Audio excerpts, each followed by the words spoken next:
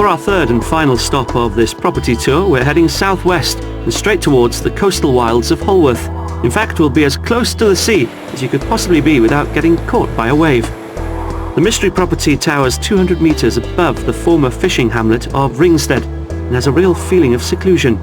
But the location is still close enough to civilization if needed, being less than 10 miles from the seaside town of Weymouth, which offers all the essential amenities. The gamble with this house is there's no public transport connections near to the property itself.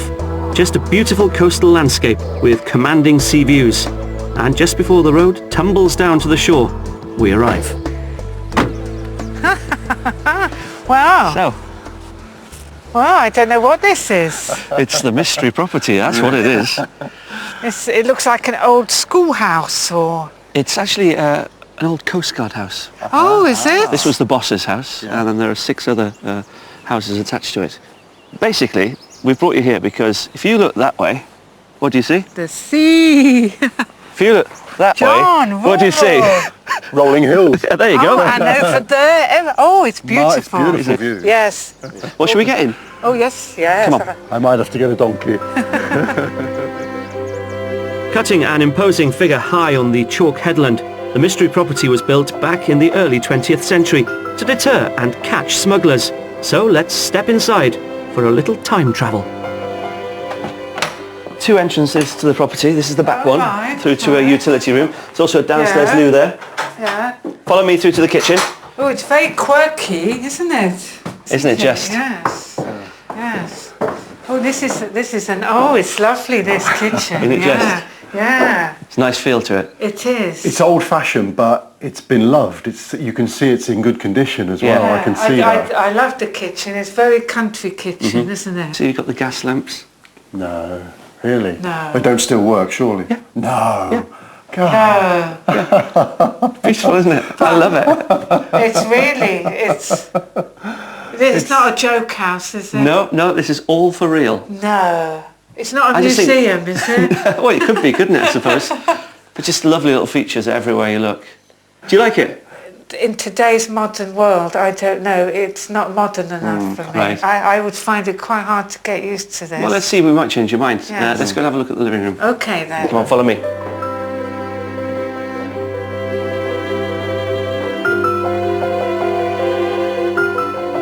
Oh, this is another quirky room. It's even a cosy little room, Yeah, it's isn't very it? cosy. Again, great fire. I know, the fires are That is wonderful. Beauty, that, an absolute That's Isn't it even just? nicer than That the one is. in there. See, I just want to sit down and curl to sleep now. Yes. You could be sitting here with your cat on your lap. Yeah. Next door you also have a study, music study, room, yes. which you could, have as a little snug, Yeah. another snug if you want, his and hers TV room. But John didn't want lots of little rooms. No, not particularly, no. The mystery house is set out over 3 levels, and up on the top floor lie 2 bright and homely double guest rooms. Originally the house offered a total of 4 bedrooms.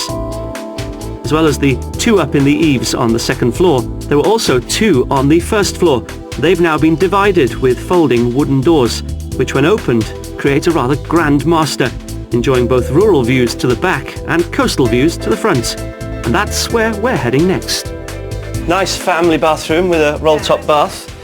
Come through to the master bedroom. Oh, quite spacious up here. Oh, this is quite nice. Oh, Yes, surprised, yeah. really surprised. Yeah. So you've got your own dressing area Oh, here. look at the view as well. Dressing area for you, Yeah. sea views, rolling hills. Yeah. I know some of the rooms downstairs are small because, Yeah, it's better up here. I could see this house as a weekend retreat. Okay. Not somewhere that I could live in every single day. But if I wanted to escape for a weekend retreat, it'd be some place like this. This mystery house isn't for the faint-hearted. Sadly, it appears to be too remote for our city slickers. But we can't leave without checking out the pretty garden and soaking up those incredible and inspiring views. And it's little surprise that this property also comes with an artist studio. Might as well take a seat. Yes, this is wonderful. Isn't it just? Yeah, Yes. it is nice. It's definitely stunning. It is. It's the only word for it. It's a lovely location. Well, let's talk money, because you never know. That might This change is a something. hard one. I'm going for 450. Wow, right, okay, Go. 450,000. Yeah. Okay. I'm going to go up into the fives, me. I'm going to say something like 525. £525,000. Yeah. Okay. Yeah. It's definitely not 450. Isn't it? No.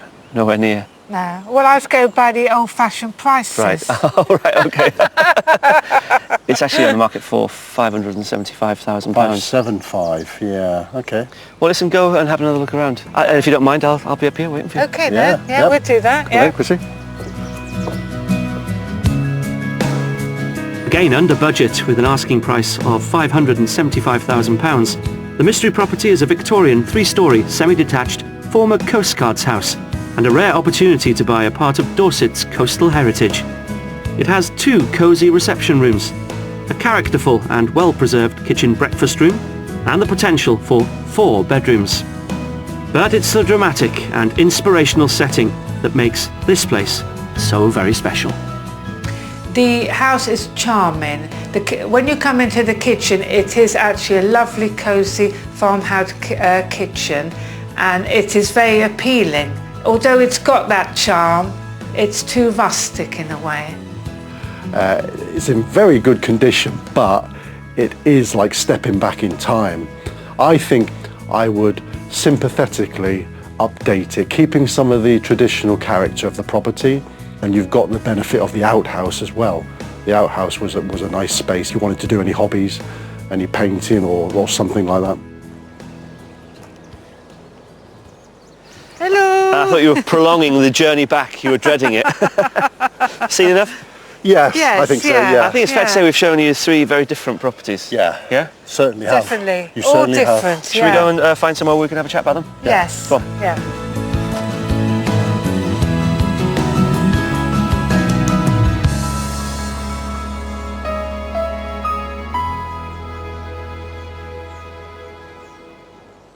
It's safe to say that Dorset's winning combination of breathtaking coastline and vintage countryside makes an ideal retreat for a spot of R&R. There's nothing like the British countryside, and we're better than Dorset in the summer. Peace and tranquility. And tanks. Oh yes, during the Great War, the British military were desperately trying to find alternative ways of overcoming the stalemate in the trenches. One mechanical solution was the secret development of so-called land ships at Camp Bovington in the rural moorlands on Dorset's south coast. This location was ideal because tanks could easily be transported to the front line just across the water in France. And today the camp is still home to the Armour Centre for the British Army, part of which is open to the public. I met up with museum curator David Willey to find out more about the early deployment of these remarkable trench-crossing machines. So I never knew that the German trenches were a little bit nicer than ours. Well, the Germans, like this one, this is a recreation of a German trench we've got here. They were there to stay. That's the whole point. They occupy the ground. We've got the problem. How are we going to get them out? How are we going to push them back out of France and Belgium? And that's why the British come up with this thing, the tank. This new armoured vehicle was designed to cope with all types of ground conditions, break through layers of barbed wire, and provide protection from artillery and machine gun fire. Little Willie was the first basic tank prototype, developed by British engineers, who drew their inspiration from the Caterpillar tracked equipment used on farms in the USA. Although not an instant success, Willie paved the way for the Mark I tank, which was the first ever to be used in combat at the Battle of the Somme in September 1916. Is it a complicated bit of machinery? For the day, they are cutting-edge technology. But why don't we go and have a look at one and you can see for yourself. Brilliant, come on. Conditions inside the early tanks were cramped and appalling. Apart from the enemy, the crew of up to 8 men had to contend with deafening noise, suffocating fumes, and intense heat. So here we are, we're in what's called a Mark IV tank. Right. And this is the one they made the most of in the First World War. They made about 1,000 of these. This particular one is what they call a male tank. This one, being a male, has the bigger guns on the side, what they call 6-pounder guns. Female tanks just have 2 machine guns. Why are all the tanks here then? This is where all the tanks came back after the First World War to be chopped up for scrap metal. And the story goes that Rudyard Kipling, the author and poet, came down here in about 1923 on a visit and said, hang on, you ought to save some of those. They were very important in the First World War, and that was the start of the museum.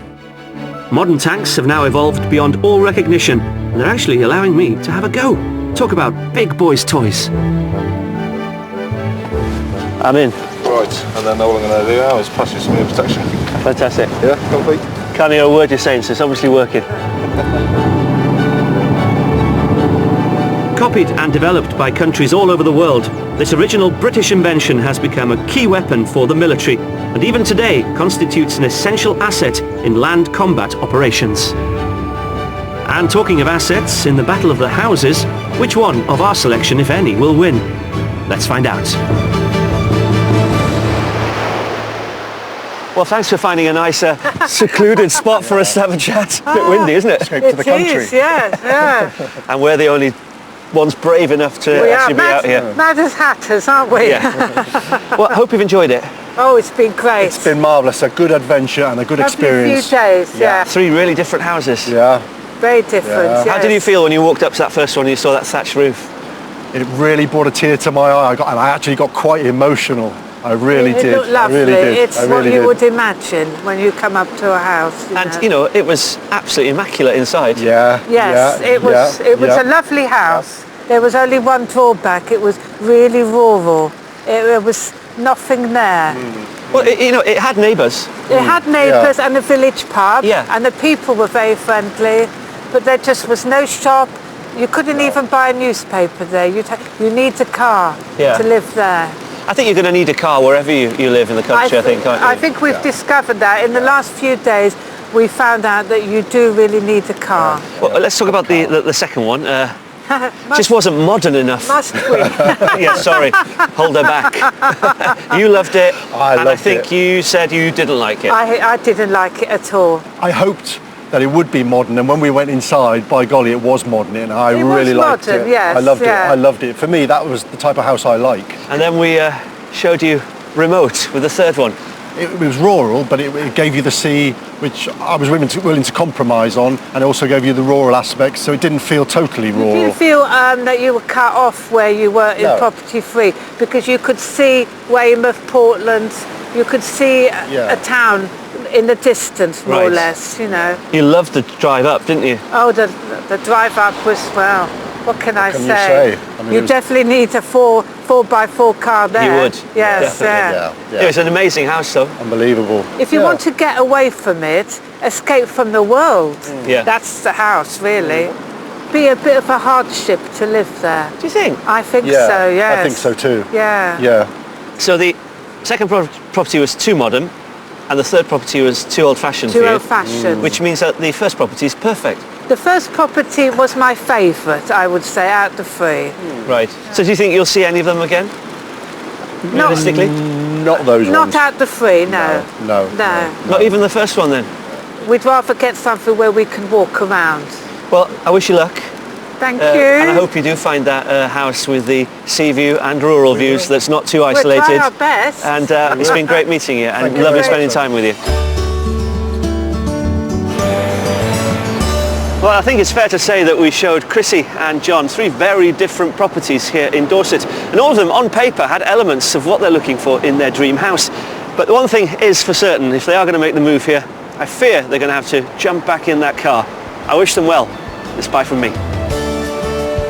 If you would like to escape to the country in Scotland, Wales, Northern Ireland or England and need our help, please apply online at bbc.co.uk/be on a show.